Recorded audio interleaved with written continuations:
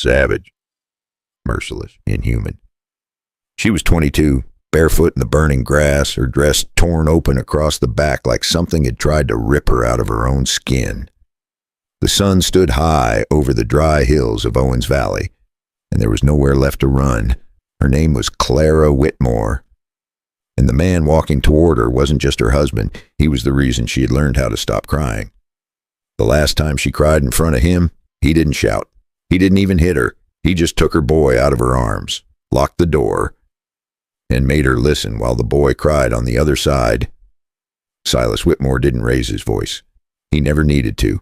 He walked slow and calm, like a man calling his horse back into the fence, not a wife who had run for her life with a child in her arms. Behind him, Jeb followed, heavier, louder, smiling the way a man smiles when he knows no one is coming to stop him. Clara didn't step back. She couldn't. Her feet were already cut open from the rocks.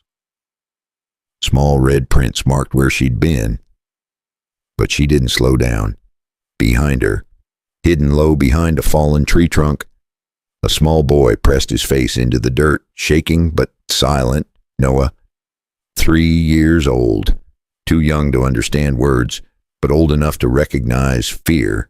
Clara's hand trembled as she lifted the small revolver. It wasn't meant for this. It was never meant for this. Her voice came out dry, cracked, but steady enough to carry. "Don't make me do that." Silas stopped, just for a second. Then he smiled, not angry, not surprised, just certain. "You won't," he said softly. "You never do." That was the worst part about him. He knew exactly how far she could be pushed, and he believed she would never cross that line. That was how he had kept her for so long. Not with shouting, not even with fists. Most days, with certainty. With the kind of cold certainty that made a woman doubt her own strength. He had trained her to believe that fear was safer than fighting back. That if she stayed quiet, the worst of it might pass. That if she obeyed, Noah might sleep through the night. Men like Silas didn't need chains. They just needed time. Clara's finger tightened. Her eyes flicked once, just once, toward the tree where Noah hid. That was when something inside her shifted. Not courage, not anger, something colder. Something that didn't care what came after. Silas took another step, then another. Jeb circled slightly to the side, cutting off the open ground. They had done this before. Corner her. Close in. Take her voice before she could use it. Clara raised the gun higher. "Don't," she said again, this time lower, almost to herself.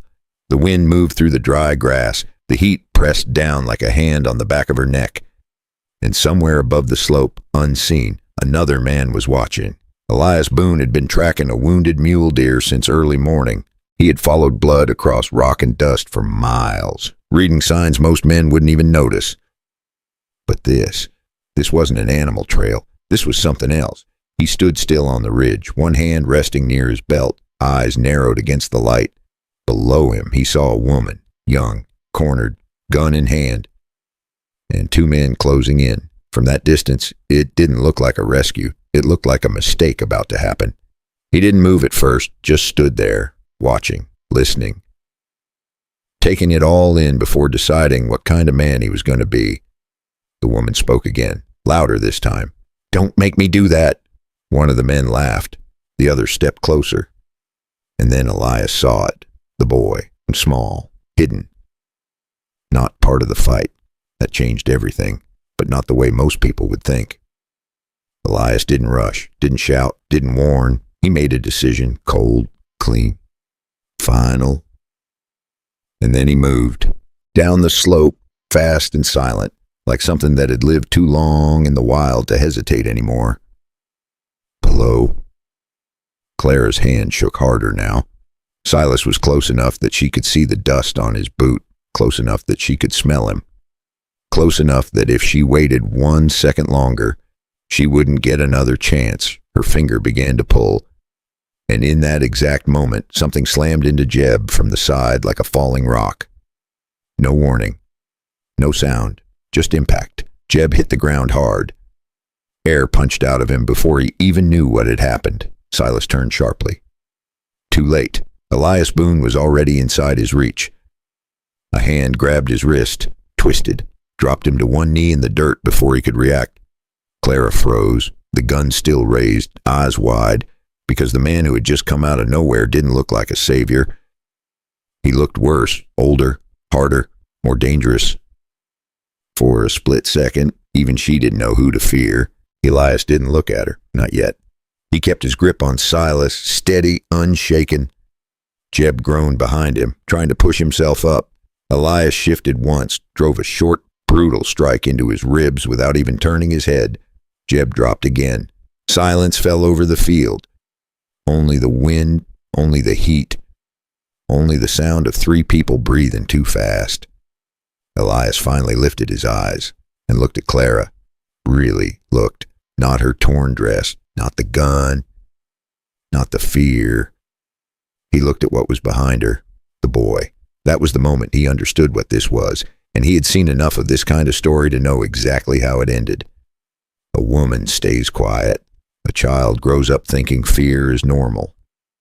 Not this time. Everything you're about to hear was gathered, retold, and shaped with care, with a few details adjusted to bring out the lesson, the weight, and the human truth behind it. The images you see are created with AI to deepen the feeling, not to replace the story. If this kind of story isn't for you, no hard feelings. But if you stay all the way, and if something in this feels real to you, leave a comment. Back in the heat of that valley, no one had spoken yet. Not Clara, not Silas, not the man who had just stepped between them, and that was the strangest part. Because sometimes the most dangerous thing in the world is a man who hasn't decided which side he's on. So here's the question. When a man like Elias Boone finally chooses, does he become the only thing standing between right and wrong? Or does he become something just as dangerous as the men he stops? Elias didn't let go right away. He kept his hand locked around Silas's wrist, firm but controlled, like a man holding a snake just behind the head. No rush, no wasted movement. Silas tried to pull free once, didn't work, tried again, harder, still didn't work. That was when the calm slipped, just a little. You don't know what you're stepping into, Silas said, low, tight. Like he didn't want the woman to hear the strain. Elias didn't answer. He just looked at him. Then slowly, he released the grip. Not because he was done, because he was choosing the next move. Silas stood up, brushing dirt off his pants like this was all beneath him. Like nothing had changed. Jeb was still on the ground, breathing rough, one arm wrapped around his ribs. Claire hadn't moved. The gun was still raised. But now her eyes were on Elias, trying to figure out who he was, friend, or just another kind of trouble. Elias finally spoke. Take your boy, he said, not looking at her. Step back. Claire didn't argue, didn't ask questions. She moved fast, grabbing Noah from behind the fallen tree, pulling him close, holding him, like she might never get another chance. Noah buried his face into her shoulder. Silent, but shaking. Elias shifted his stance slightly, putting himself between them and the two men. Not dramatic, just enough, Silas noticed. Of course he did. You think this is your business? Silas asked. Still calm, still controlled. That kind of man didn't shout unless he had already lost. Elias finally looked at him. Really looked. He saw clean boots, good leather, a man who owned things, land, people. And you think it isn't, Elias said. Quiet, flat. Silas gave a small smile. She's my wife. That word hung in the air. Heavy, ugly, like it explained everything, like it justified everything. Elias didn't react right away. He glanced once at Clara. Her face said enough. Not fear alone, not anger alone, something deeper, something worn down over time. That was all he needed. Jeb pushed himself up again, slower this time. He spat to the side, glaring at Elias. You don't walk into a man's family and start swinging, Jeb muttered. Elias shifted his weight, just slightly. Jeb noticed that too, and stayed where he was. Good choice. Family, Elias repeated, like he was trying the word out, seeing if it fit. It didn't. Silas stepped forward again, careful now. Measured. You've made your point, he said. You can walk away. That was the offer. Simple, clean, step out, forget what you saw. Go back to your mountains. Most men would take it. Most men did. That was how men like Silas kept going. Elias looked past him, out across the dry valley, heat rising, nothing moving, no one coming. Then he looked back. No, he said, just that. No explanation, no speech. Silas's jaw tightened. There it was, the first crack. You don't understand, Silas said. She's not well. Elias didn't blink. She ran off with the boy. She doesn't know what she's doing. Still nothing. She'll get herself killed out here. That one almost sounded real. Almost. Elias turned his head slightly, just enough to see Clara again. She was holding Noah tight.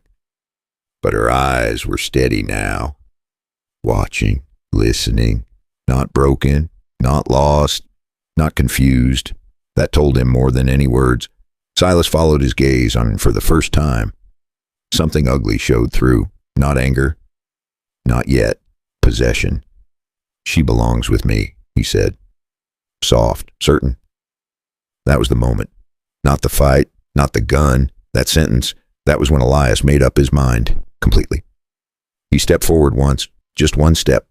Close enough now that Silas had to look up a fraction. She's not yours, Elias said. Same tone, same weight. But something underneath it had changed. Jeb let out a short laugh. This ain't your place, no man. Elias didn't even look at him. Last time. Jeb added, walk away. Elias shifted again. That small movement, that quiet readiness, it said more than words ever could. Jeb hesitated. Again. Silas saw it. Didn't like it. So he changed tactics. He raised both hands slightly, like a reasonable man, like someone trying to fix a misunderstanding. All right, he said. Let's be sensible. He took a slow breath. We head back to Independence. He nodded toward Clara. She gets cleaned up. He glanced at Noah. The boy gets fed, then back to Elias. And this all ends right here. It sounded fair. It sounded normal. That was the trick. Elias had heard that tone before. Different place. Different people. Same lie. He shook his head once, slow. No, he said again. Silas exhaled through his nose. That was it. No more pretending. The mask slipped. Not all at once. Just enough. You don't walk away now? Silas said quietly. You're making yourself part of this? Elias didn't answer, because he already had. Behind him. Claire shifted her grip on Noah. Her voice came out low. Careful. He won't stop, she said. Not to Silas. To Elias, he never does. Elias nodded once, like he had expected that, like he had already counted on it. He took a step back. Not retreating, creating space, thinking, planning. That alone made Silas uneasy, because men who thought first were harder to break. The wind picked up again. Brushing through the dry grass, Elias glanced toward the ridge, then back at the two men. Then, finally, at Clara. Can you walk? He asked. She nodded. Good, he said. He looked at Silas one last time. This isn't finished. Silas gave a thin smile. No, he said, it's not. And for a second, everything went still again, like the land itself was holding its breath, because this wasn't over, not even close. So now the question's simple. When a man like Silas decides to come back with more men, more power, and more reasons to take what he thinks is his, will Elias Boone be ready for what follows? Or has he just stepped into something that will cost more than he can afford to lose? Elias didn't waste time. He didn't wait for Silas to change his mind. He didn't stand there and argue like men in town sometimes do, trying to look right instead of doing right. He turned his back first. That told Clara everything. Come on, he said. Simple, direct. She didn't ask where, didn't ask why. She just moved. Fast. Noah still clinging to her shoulder, his small fingers twisted into her dress, like he thought she might disappear if he let go. They walked across the dry grass, away from Silas, away from Jeb, away from the kind of place where men thought they owned people. Elias didn't look back, not once, but he listened. He always listened. Boots in dirt, breathing. The sound of men deciding whether to chase. Silas didn't follow. Not yet. That was worse. Men like him didn't chase when they were angry. They waited. They planned. They came back stronger. After a few hundred yards, Elias slowed just a little. He wasn't driving her hard, just moving her far enough to stay alive one short stretch at a time, not enough to seem relaxed, just enough to keep Clara from collapsing. "You hold up," he asked. She nodded. Didn't speak. Didn't trust her voice. That was fine. He wasn't a man who needed many words. They reached a narrow stretch of land where a dried creek cut through the valley floor. Some shade. Some rocks.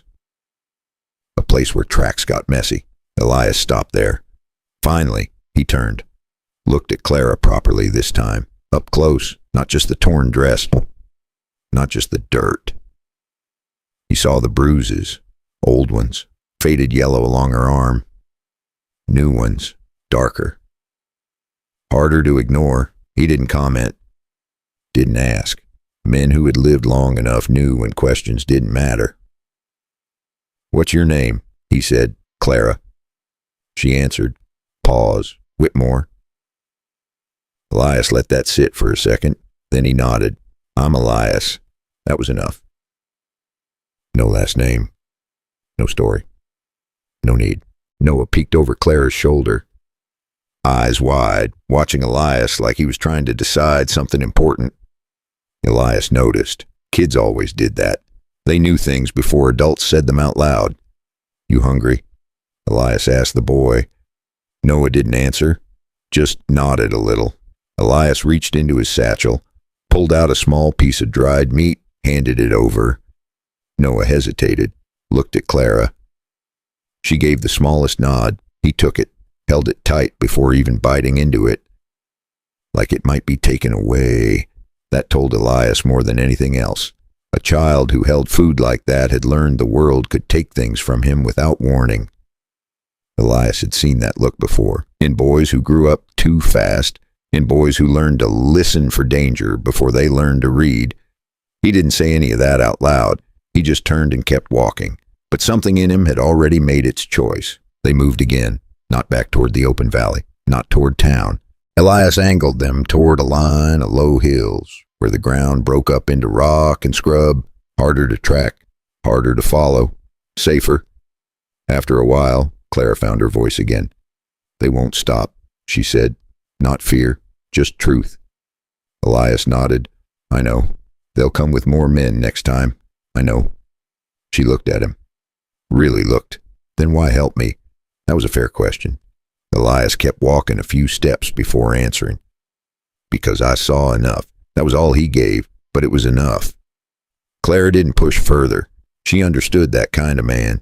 The kind that didn't talk much, because once they decided something, they didn't need to explain it. They reached a small, broken-down shack near a bend in the dry creek. Old wood, half a roof. But it stood. Barely. Elias stepped inside first. Quick look. Corners. Floor. Shadow. Nothing. He stepped back out. "You can stay here tonight," he said. "It's not much, but it'll keep you out of sight." Clara frowned slightly. "And you, I'll be close. Not inside. Not yet." Trust didn't work that way. Not for him. Not for her either. Clara nodded. That made sense. Elias moved a few things around inside, cleared space, set down a small canteen, left a bit more food. Simple things, giftful things.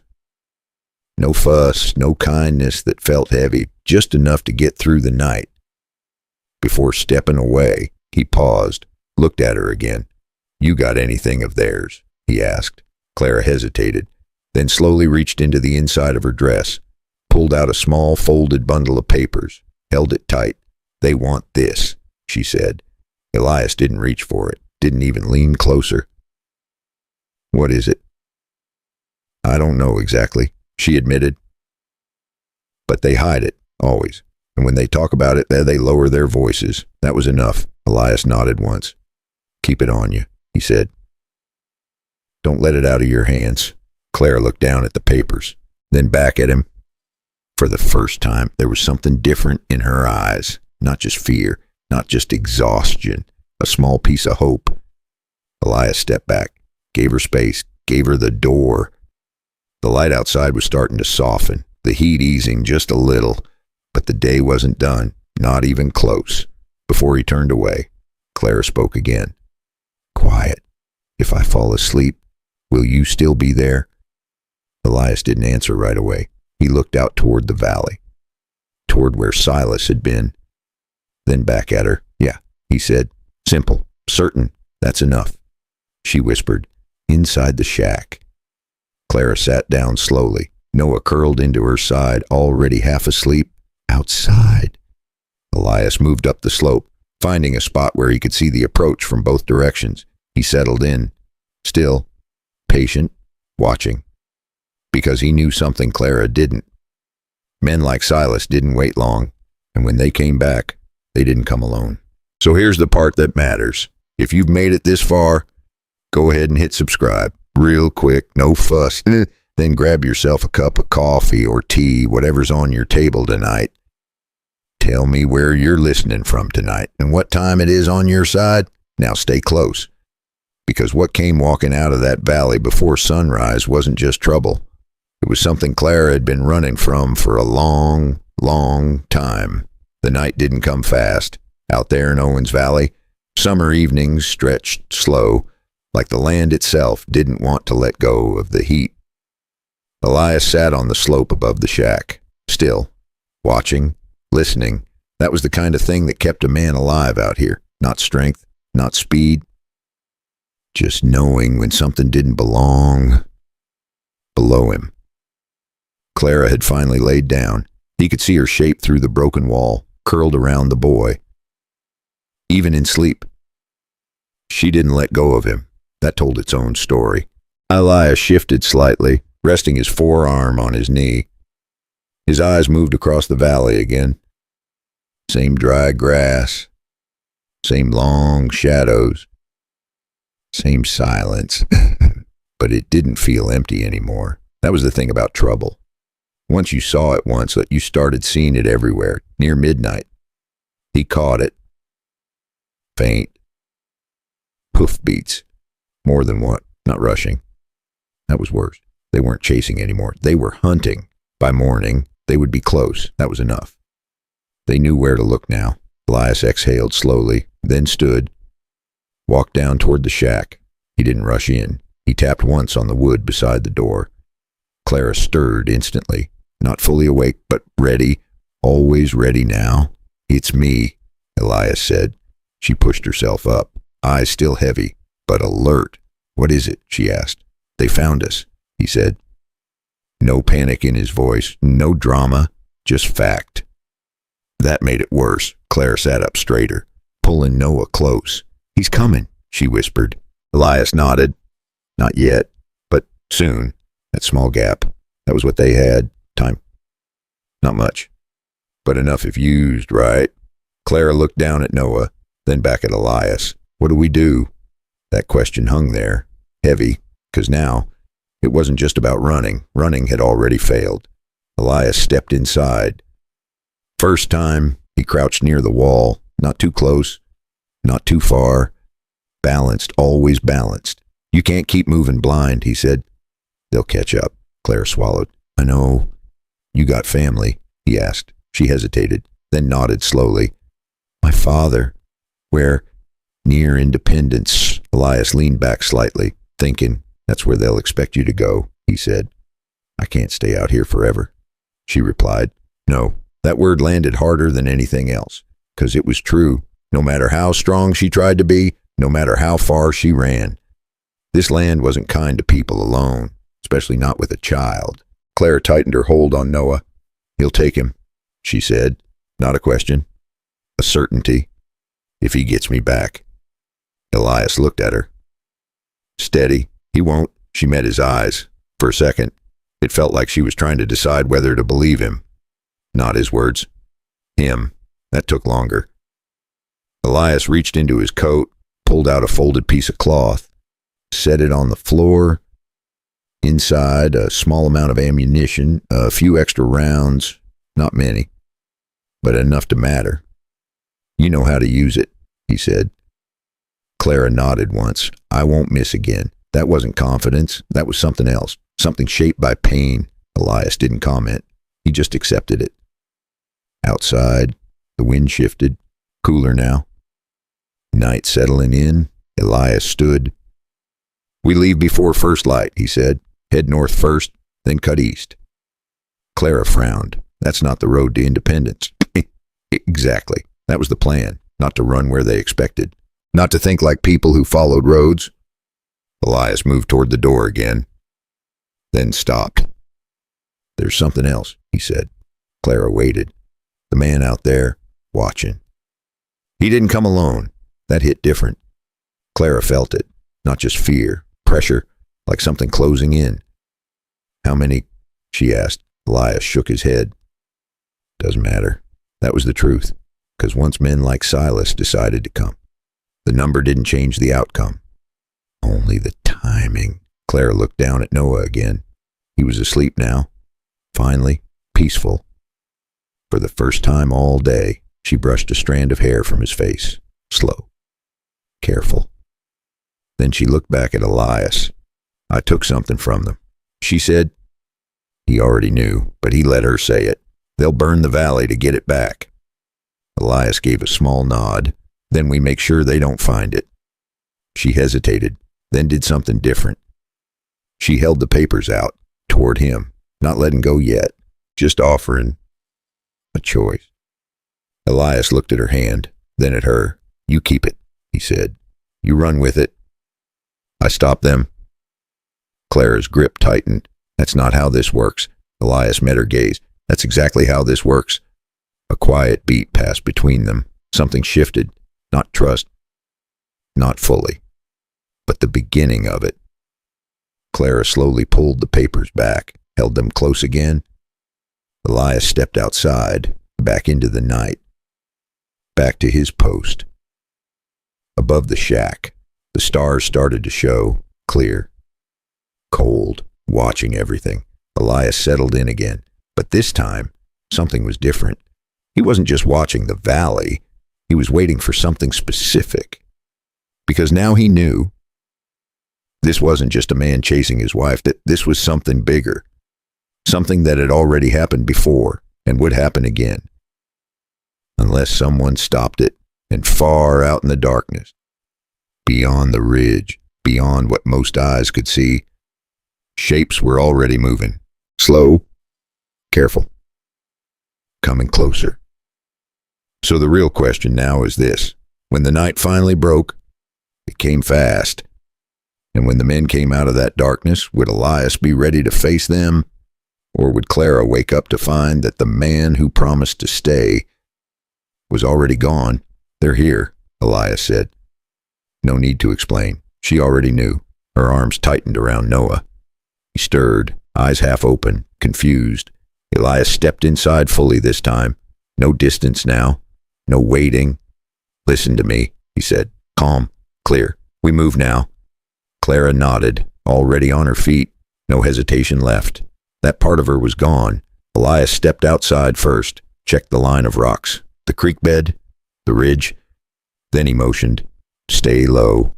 They moved fast, down into the dry creek, feet sliding over loose dirt and stone.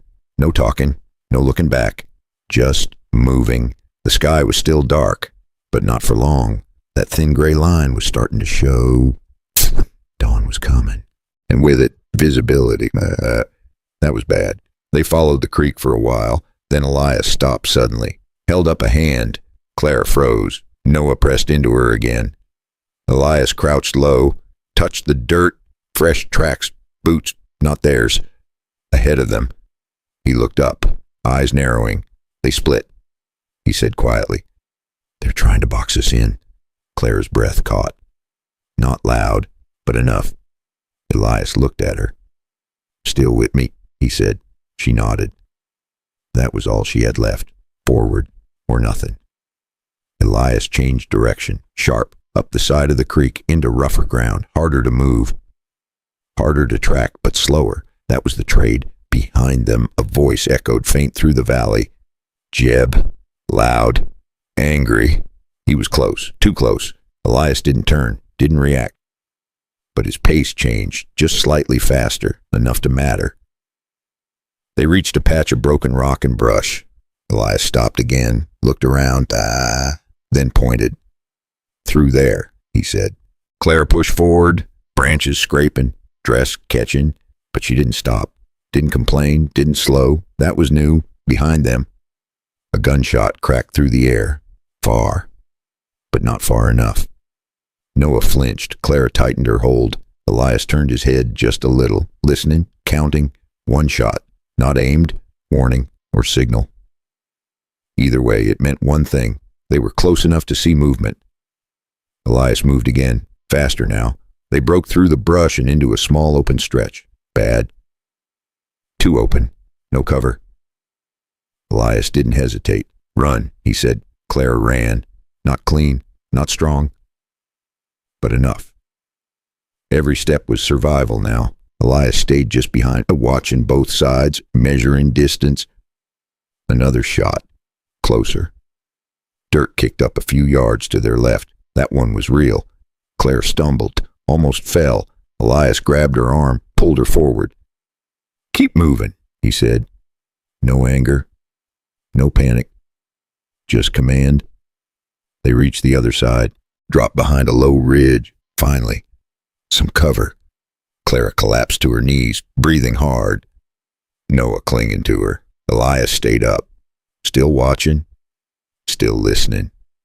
Silence again, but not empty. Never empty now. Clara looked up at him, eyes wide. They're going to kill us, she said. Not dramatic, just honest. Elias shook his head once. No. He looked out over the ridge. They're going to try. That was the difference, and it mattered. Claire swallowed, tried to steady her breathing. What do we do now? Elias didn't answer right away. He looked at the land, the ridges, the gaps, the lines where men would move. Then he looked back at her. We stop running blind, he said. She frowned. We make them come the way we want. That landed different. Not escape, control. Claire stared at him. You mean fight them? Elias held her gaze. Not like they expected. That was the shift, right there. They weren't prey anymore. Not completely. Claire looked down at Noah, then back at Elias. Something changed in her face. Fear was still there. But now it had something else with it. Decision. Tell me what to do, she said. Elias nodded once. That was enough. He crouched down, drew a quick line in the dirt, showed her the ridge, the creek, the path they would think she'd take, then the one they wouldn't. Simple, clear, no wasted detail. Clara followed, understood. That mattered. Behind them, voices again, closer now, spreading out, searching. Elias stood, looked at her one more time. You trust me, he said. Not a question, a test. Clara held his eyes, then nodded. Yes. Elias turned. Checked his surroundings one last time, because once they did this, there was no going back. And somewhere behind those rocks, behind those voices, Silas was coming. Not running, not shouting, just walking, slow, certain. Like a man who believed the ending was already his. So here's what matters now. When a man like Elias stops running and decides to turn the hunt around, does he save the people behind him, or does he step into a fight he cannot finish? Elias didn't explain twice. He pointed once. Clara moved. That was how it had to be now. Fast, clean. No second guessing. They split at the ridge, not far, not enough to lose each other, just enough to change the shape of the ground. Elias took the higher line. Clara stayed lower, keeping close to the broken rocks and dry brush. Noah held tight against her chest. So every step she took now had purpose, not just running, following something. That mattered. Behind them, the voices spread wider. Jeb was shouting again, louder, angrier. He hated losing sight of people. That made him careless. Elias counted on that. Silas didn't shout. That made him worse. Elias reached a narrow shelf of rock. Good position. He crouched low. watched, waited. A man appeared first, not Jeb, one of the others, walking slow, scanning the ground, rifle loose in his hands. Not sloppy, but not sharp enough. Elias let him come closer, closer, closer, then moved, fast, quiet, one hand over the man's mouth, the other pulling him off balance, down into the dust. Struggle, short, hard, then still. No gunshot, no noise that carried. Elias dragged the body behind a rock, took the rifle, checked it. Good condition.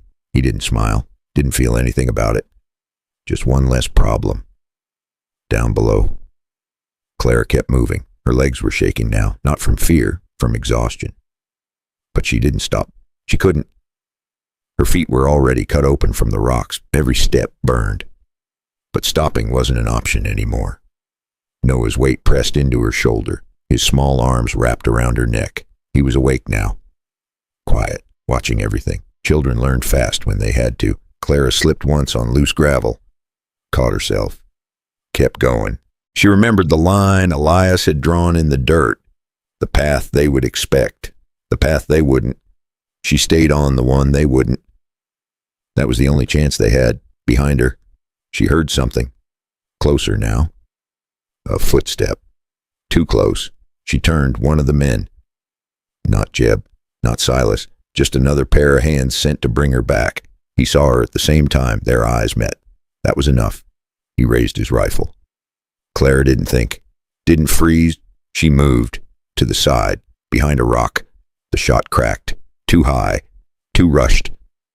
Clara pulled the revolver from her waist. Her hand didn't shake this time. She leaned out, fired once. The sound echoed sharp through the hills. The man dropped. For a second, she thought she had killed him. And what scared her most wasn't the shot. It was how steady her hands still were. Not dead, but out. Enough. Clara pulled back behind the rock. Breathing hard. Heart pounding. But her eyes stayed clear. That was the difference now. She wasn't running blind anymore. She hated that part of herself for a second. Not because she'd fired. Because some quiet part of her understood why. A woman can only be hunted for so long before survival starts to sound like reason. She didn't feel proud. She didn't feel brave. She just felt awake, up above. Elias heard the shot. One, clean. Not panic, not random. He nodded once to himself. She was learning. Good.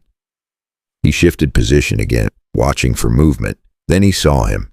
Jeb. Pushing through brush like a man who thought force could fix everything. Rifle in hand, anger leading the way, Elias waited. Didn't rush. Jeb stepped into the open stretch below, looking left, then right. Too fast. Too loud. Elias moved, not toward him, around, cutting the angle, letting Jeb pass just enough, then stepping in behind him. Close. Too close. Jeb turned halfway, caught a glimpse. Too late. Elias drove into him. Hard. Both men hit the ground. Jeb swung wild. Elias blocked, drove an elbow into his shoulder. Jeb grunted, tried to reach for his rifle. Elias kicked it away. They grappled. No clean moves, no fancy tricks, just weight. Timing, control. Elias shifted his grip.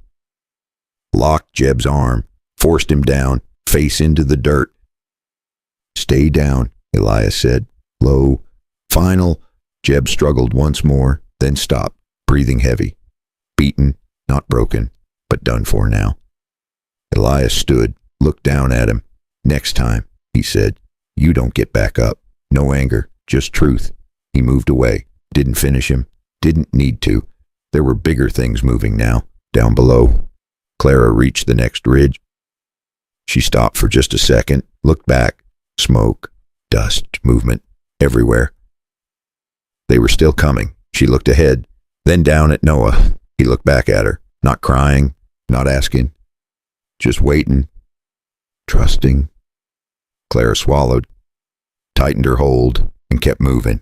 Elias reached the top of the ridge. From there, he could see more.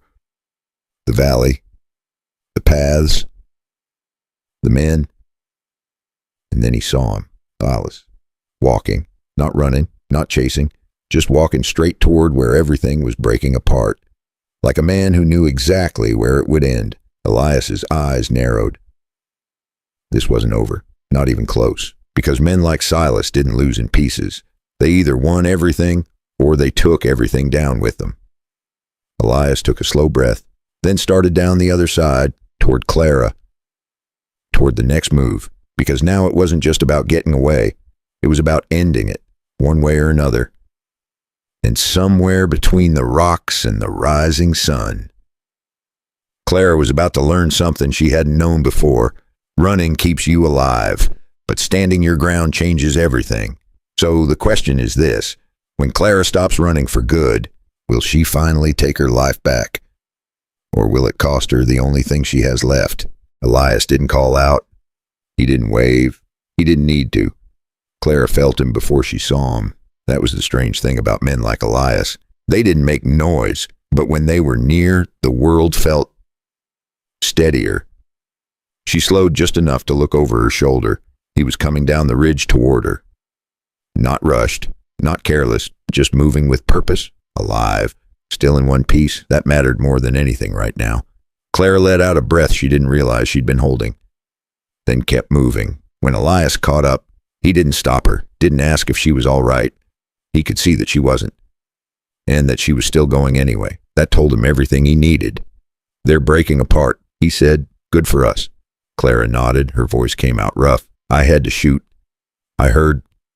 A short pause. You hit him. Not a question. She nodded again. I didn't miss. So Elias glanced at her for a second. There was something different now. Not the same woman from the fallen tree. Not even the same one from the shack.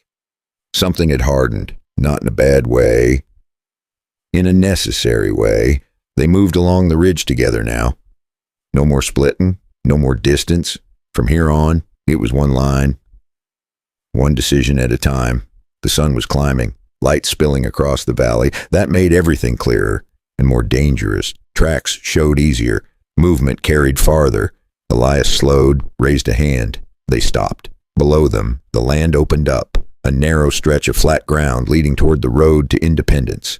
That road mattered, not because it was safe, because it was seen. If they reached it at the right time, in the right way, things could change. Clara followed his gaze.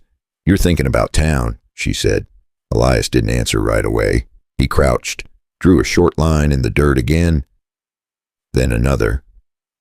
This is us, he said, then pointed further out. That's them. He paused. They think we keep running. Clara looked at the lines and then at him, but we don't. Elias met her eyes. No, that word settled deep. Clara felt it. This wasn't about escape anymore. This was about ending it. She looked down at Noah. His small face was pressed into her shoulder again and tired.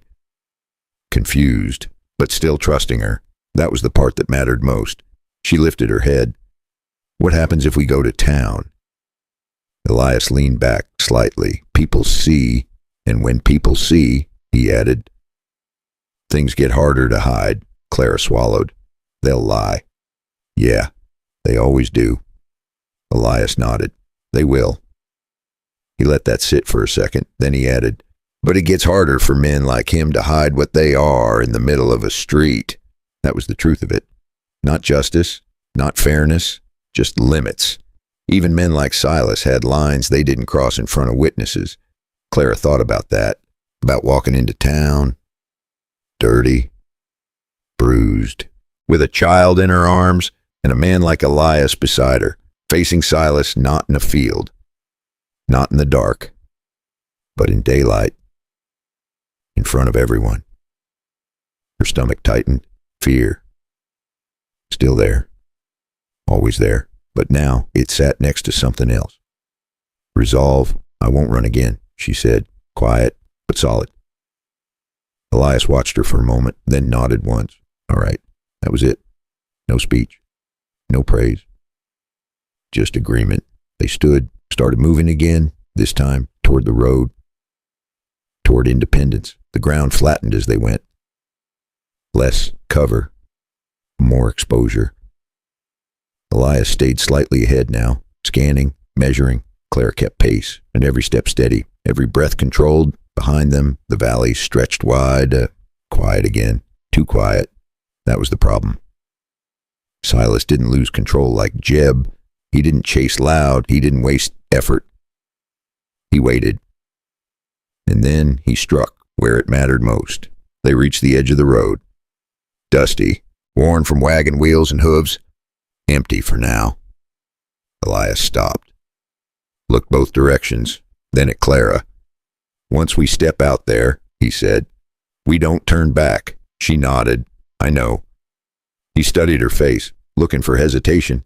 There wasn't any left, just fatigue, and something stronger holding it together. Elias stepped onto the road first, boot hitting hard dirt, clear. Visible. Clara followed, Noah in her arms. The three of them stood there for a moment. Out in the open. No more hiding, no more shadows.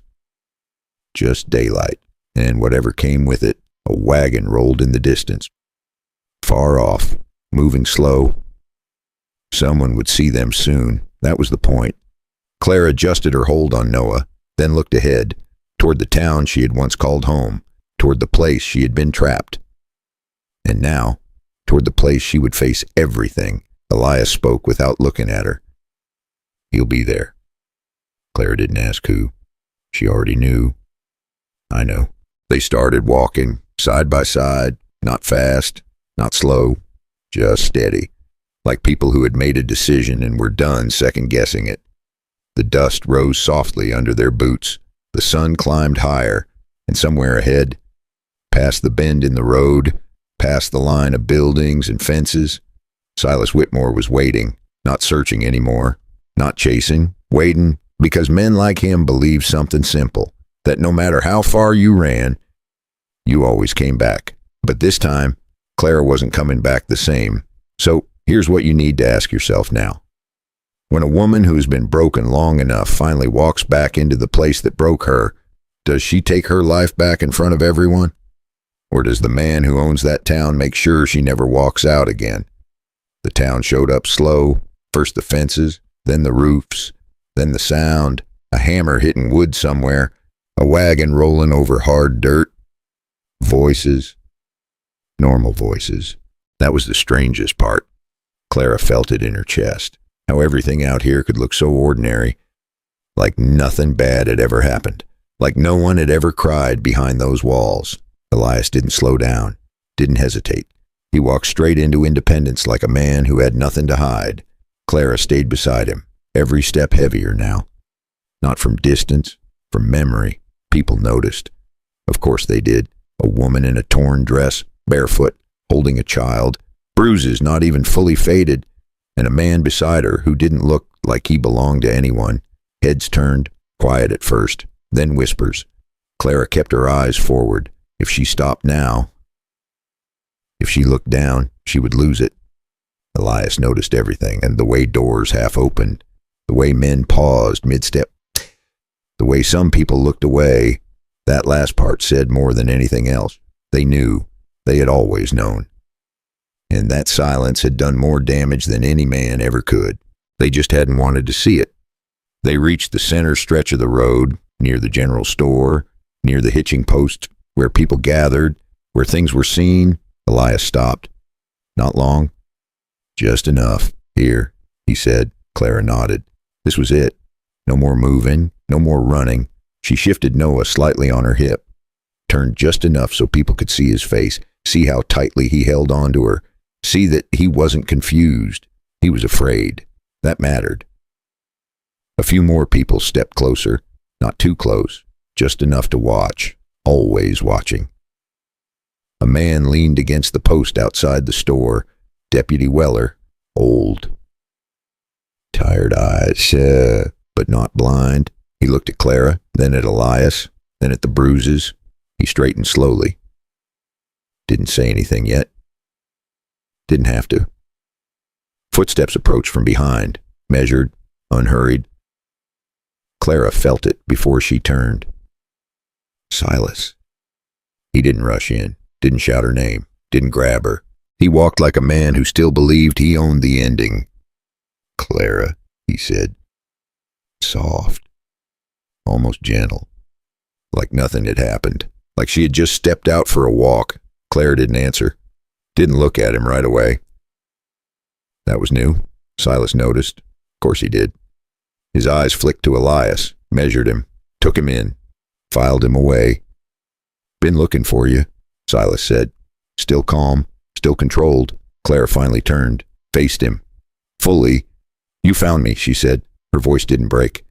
That was the first crack in his control. Small, but there. People shifted around them. The air changed, not loud, but heavier. Silas stepped closer, slow, careful.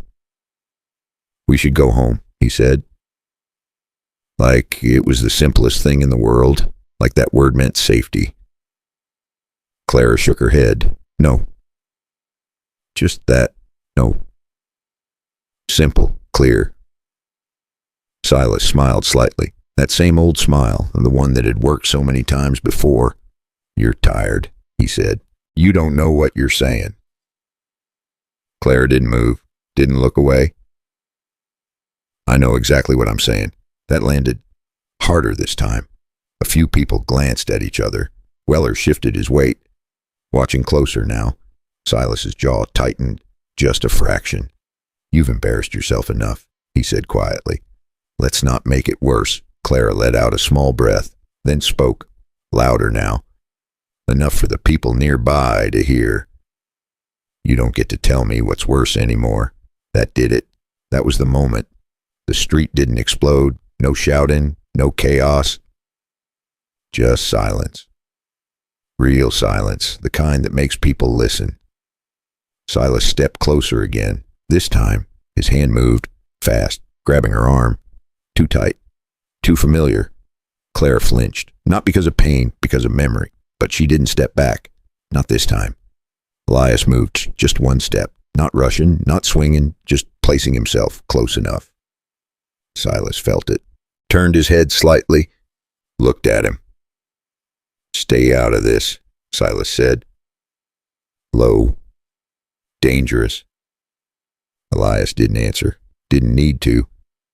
His presence said enough. Deputy Weller stepped forward now. Finally, that's enough, he said.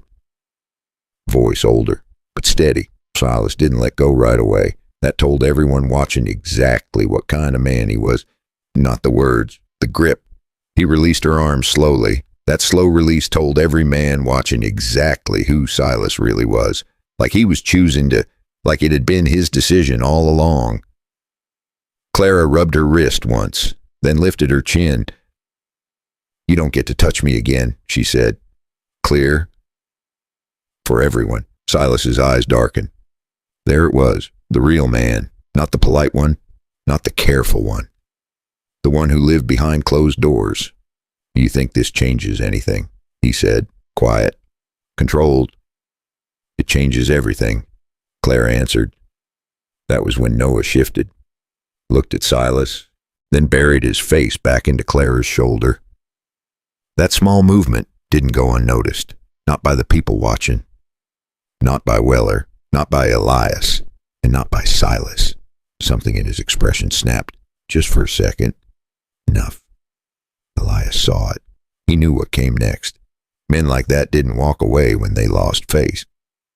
They did something worse. Silas took one slow step back, hands open. Like he was done. Like he had accepted it. That was the most dangerous thing he had done all day. Elias's eyes narrowed. He shifted his stance, ready, because he knew. This wasn't over. Not here. Not in the open. Not while people were watching. Silas looked around once. At the crowd. At Weller. At Clara. Then his gaze settled on Noah, and something cold passed through his eyes. Quick, but real. Elias saw it, and in that exact moment, he understood. This wasn't about pride anymore. This was about control. And control was slipping, which meant Silas was about to do something no one there expected. So the real question now is this. When a man loses control in front of everyone, does he walk away, or does he do the one thing that proves exactly who he's always been? Silas moved fast, not loud, not wild. Fast in the way a man moves when he has already decided there is no coming back. His hand shot out, not toward Clara, toward Noah. Too quick for most people to react, but not for Elias. He had been waiting for that exact moment, the shift, the look, the decision. Elias moved before the crowd even understood what was happening. One step, then another. He didn't reach for his gun and didn't shout, didn't warn. He closed the distance. Silas grabbed Noah's arm, pulled hard. The boy cried out for the first time, sharp, real. That sound cut through everything. Clara lunged forward, but Elias was already there. Silas had been right about one thing.